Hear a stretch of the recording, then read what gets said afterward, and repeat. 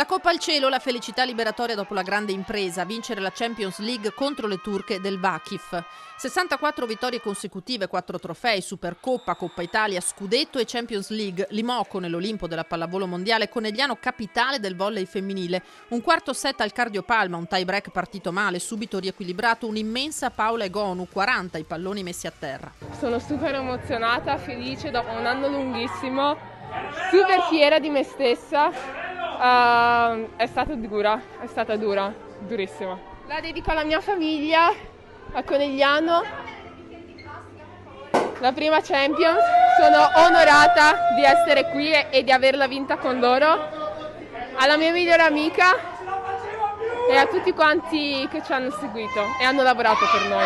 Il giorno dopo Conegliano si risveglia ma il sogno continua. Il presidente Piero Garbellotto brinda al trofeo e all'incredibile finale di stagione festeggiato con un post sui social anche dal presidente del Veneto Luca Zaia che parla di spettacolo sportivo di livello assoluto. La Champions comunque la inseguivamo da qualche anno, è stata la ciliegina sopra la torta di una stagione fantastica perché con una striscia di 64 vittorie consecutive, quindi già da Natale dello scorso anno fino alla Champions di ieri sera, credo che le Pantere abbiano dato il massimo e un brindisi a prosecco credo che ci stia tutto. Sul tavolo le medaglie simbolo dei 4 traguardi tagliati quest'anno. A complimentarsi con Garbellotto e le Pantere questa mattina al telefono anche il presidente del CONI Giovanni Malagò. Vincere sempre non è umano e può capitare la giornata no. Avevamo un cliente difficilissimo ieri perché il Vakif Bank è il Real Madrid della pallavolo, una squadra che ha vinto tutto per tantissimi anni con budget enormi e quindi solamente tanti complimenti e tanti brindisi. Complimenti a coach Santarelli e alle ragazze ma anche ai 200 sponsor, dice Garbellotto, che hanno reso possibile a una realtà come Conegliano di salire ai vertici della pallavolo internazionale e conquistare 4 trofei. Adesso li dobbiamo difendere,